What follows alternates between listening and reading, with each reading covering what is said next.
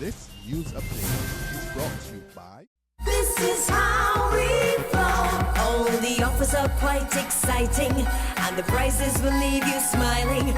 Everybody's got a cheerful glow. Get 2 months of free movies and more when you sign up for Flow TV this Christmas.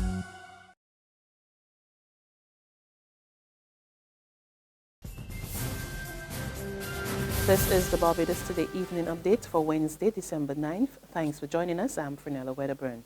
A big payday for hotel workers. After years of negotiations, Chief Executive Officer of the Barbados Hotel and Tourism Association, Sue Springer, today revealed that workers will get an 8% salary increase over the next 3 years. The pay hike, she says, was agreed to last week following a meeting between the BHTA and the workers' bargaining agent, the Barbados Workers' Union. Springer made the announcement at the BHTA's 4th quarterly general meeting at the Lloyd Erskine Sandiford Centre. After a number of meetings with the Chief Labour Officer and the Barbados Workers' Union, the wages settlement has been achieved for a 3-year period commencing the 15th of December 2014.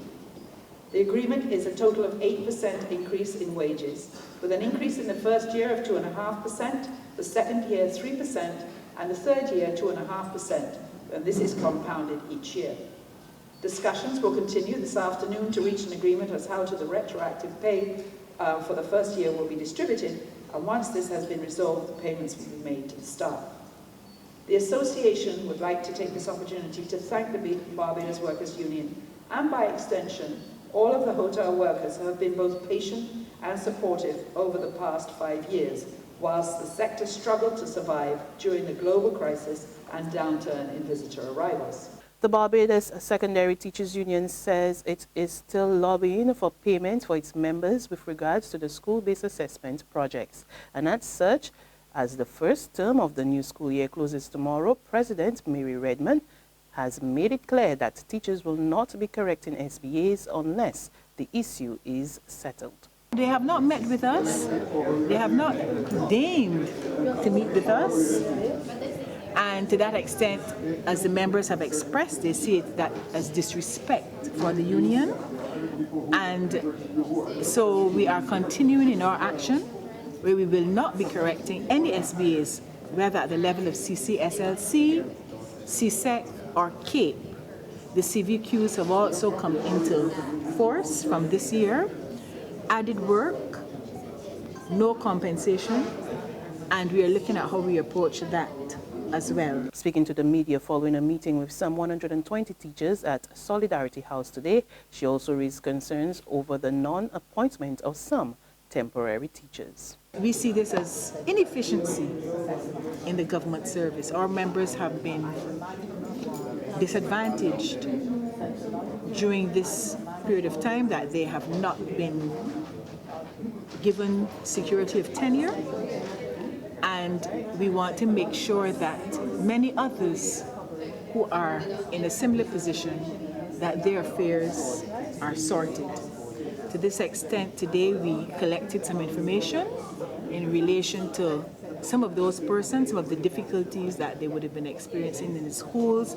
We highlighted some of the difficulties that have been reported to us, that we are aware of, and therefore we will be going into next term with very serious demands to the Ministry of Education to meet with us to discuss this issue. Barbadians will have to wait until tomorrow to find out whether or not embattled Christchurch West MP Dr. Maria Agard will follow through with intentions to contest the expulsion from the Barbados Labour Party in the High Court. Dr. Agard told Barbados Today she is currently enjoying her birthday and any instructions to her legal team will be made tomorrow. However, her lawyer, Hal Gollop QC, says he is waiting her final instructions now that the deadline for the BLP to reverse her dismissal has expired.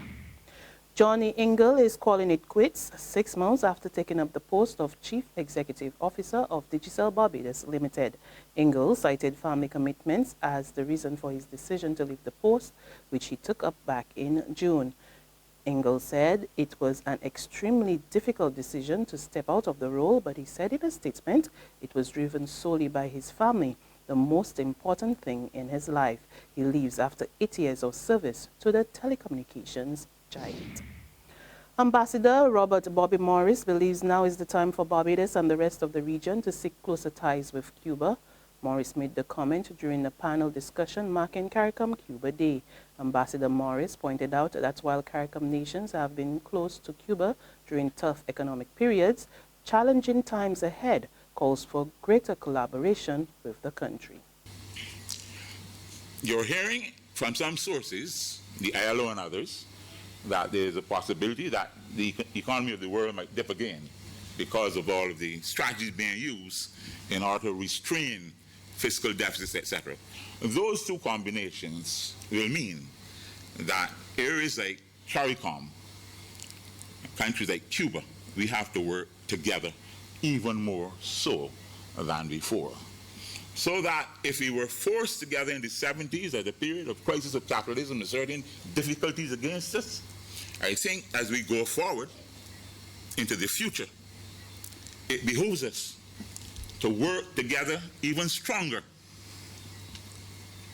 with Cuba.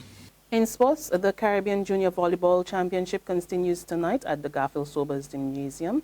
The Barbadians are aiming for a second straight win as they do battle against Haiti, and that match is scheduled for 8 p.m. There's regional and international news after this short break. Twas days before Christmas. I had so much to do. Shopping, more shopping, and I was feeling blue. There's a mother, father, a wifey, and friend. Lots of things to buy, but there was no money to spend. I found the answer. The BT shopping spree. 15,000 in goodies. Free, free, free. It's easy to enter. Nothing hard to do. Follow my instructions and a winner can be you. Visit facebook.com/Barbados today. Do it quickly and fill out your form to enter this spree. Look, I'm shopping at the Costulex Mega Store.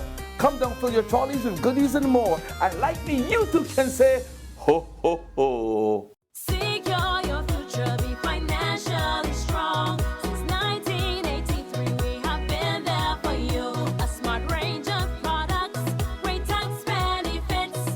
We're the solution to your hopes and your dreams. The Barbados Workers Union Cooperative Credit Union. The Barbados Workers Union Cooperative Credit Union. Humble beginnings to smart loans, smart savings. Save smart and borrow smarter, that's the move for me. Stability, prosperity, we're the solution to your hopes and your dreams. The Barbados Workers Union Cooperative Credit Union. The Barbados Workers Union Cooperative Credit Union. Regionally, the polls are closed and the counting is on the way. Vincentians are currently awaiting the results of today's election after 10 straight hours of voting. There are reports of a large voter turnout and an incident-free day as the electorate exercised their franchise. The main opposition New Democratic Party employed the services of a number of regional lawyers to help it monitor the poll and is now claiming widespread voting irregularities in some constituencies. But the supervisor of elections, Sylvia Findlay-Scrub, has called on the party to present the proof. On the international scene, Mexico approves the use of the world's first vaccine against dengue fever. The vaccine, known as Denvaxia, was developed by French pharmaceutical company Sanofi over the past 20 years. Some 40,000 people will receive treatment in Mexico in an initial phase. And that's our Barbados Today evening update, but there's more on our website at www.barbadostoday.bb. You can also subscribe to our e-paper, our email updates, and like us on Facebook. You can also catch us on Izumi Media in bus terminals or screenplay at supermarkets and gas stations near you, as well as Channel 101 on Flow TV and Mix 96.9 FM. I'm Frenella Wedderburn. Do have a wonderful evening.